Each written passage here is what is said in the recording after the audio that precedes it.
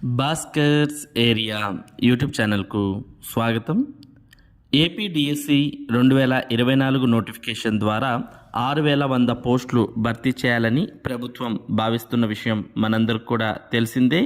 మరి AP TET మరియు DSC నోటిఫికేషన్లో వివాదాస్పదమైనటువంటి అంశాలతో డిఎస్సి మరియు టెట్ నోటిఫికేషన్ను ప్రభుత్వం విడుదల చేసింది.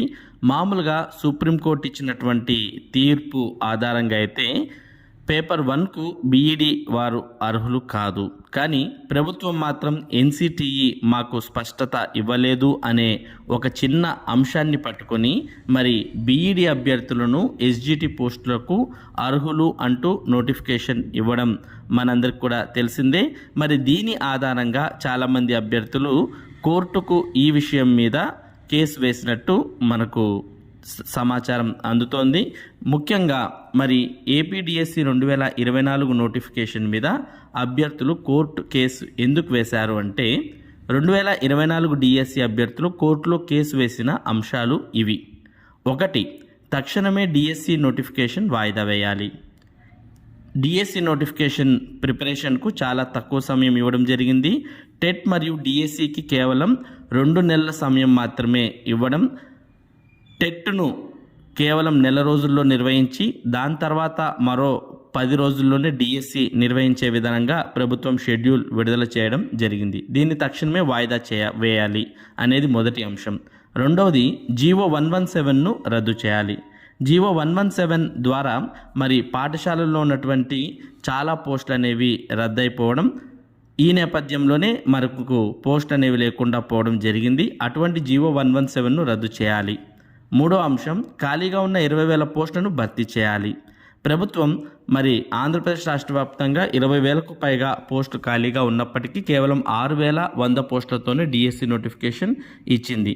అది కూడా గత 5 సంవత్సరాలు ఎటువంటి నోటిఫికేషన్ ఇవ్వకుండా మరి ఇప్పుడు 6,100 పోస్టులకే డిఎస్సి నోటిఫికేషన్ ఇవ్వడం జరిగింది. ఇక నాలుగో అంశం కోర్టులో కేసు పెండింగ్ ఉంటుండగానే 1998, 2008 అభ్యర్థులకు పోస్టింగ్లు ఎలా ఇచ్చారు? వాళ్ళ వల్ల నష్టపోయిన 7,000 మంది ఎస్జిటి పోస్టులను మళ్ళీ భర్తీ చేయాలి. గందరగోళంగా ఉన్న సిలబస్ను తక్షణమే సరిచేయాలి. మరి సిలబస్ మీద కూడా ప్రభుత్వం సరైనటువంటి వివరణ, సరైనటువంటి సిలబస్ అనేది కూడా ఇవ్వలేదు అంటూ మరి కోర్టులో కేసు వేసినటువంటి పిటిషనర్ పేర్కొనడాన్ని మనం ఇక్కడ చూడవచ్చు. మరి మొత్తంగా అయితే డిఎస్సి నోటిఫికేషన్ పైన ఏపీ హైకోర్టులో పిటిషన్ దాఖలు చేయడం జరిగింది.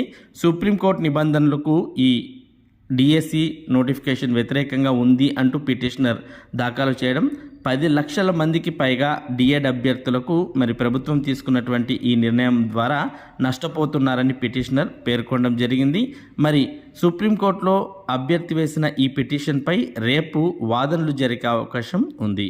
ఇక తప్పుల తగ్గ ఉన్నటువంటి నోటిఫికేషన్తో ప్రభుత్వం మరి నిరుద్యోగులతో ఆడుకుంటుంది అంటూ పిటిషనర్ మరి సుప్రీంకోర్టులో వేసినటువంటి పిటిషనర్ పేర్కొనడం జరిగింది. పిటిషనర్ పేరు సురేష్ అంటూ కూడా మరి ఇందులో మనం సమాచారాన్ని చూస్తూ ఉన్నాం. మొత్తానికి ఈ డిఎస్సి 2024 అలాగే టెట్ మీద కోర్టులో కేసులు అనేవి ఫైల్ అవ్వడాన్ని ఇక్కడ మనం గమనిస్తూ ఉన్నాం. మరి కోర్టు కేసు అంటేనే చాలా వరకు త్వరగా తేలదు కాబట్టి మరి ఈ డిఎస్సి కూడా జరిగే అవకాశాలు తక్కువగానే ఉన్నాయనే విషయాన్ని మరి అభ్యర్థులంతా కూడా గుర్తించాల్సిన అవసరం ఉంది. మరి ఇది ఏపీ డిఎస్సి 2024 మీద కోర్టు కేసుకు సంబంధించినటువంటి ముఖ్యమైన సమాచారం. ఇటువంటి ముఖ్యమైన సమాచారాన్ని భాస్కర్స్ ఏరియా మీకు అందిస్తూ ఉంటుంది. మరి ఈ సమాచారం మీరు మిస్ కాకుండా పొందడానికి మన భాస్కర్స్ ఏరియా యూట్యూబ్ ఛానల్కు సబ్స్క్రైబ్ అవ్వండి. Thank you for watching this video.